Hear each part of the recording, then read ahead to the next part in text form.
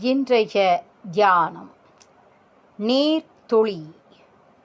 என் ஆருயிரே, உன் போதத்தாலே நான் உயிர் வாழ்ந்துள்ளேன். கடலில் உள்ள நீர்த்துளி ஒன்றனிடத்து கடலின் தன்மை அனைத்தும் அமைந்திருக்கிறது.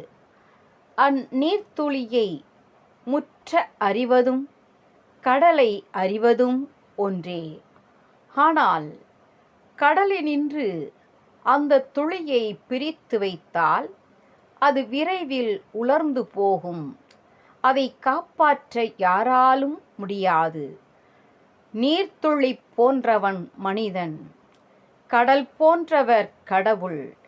மனிதன் கடவுளை விட்டு பிரிந்தால் அழிந்து போவான்.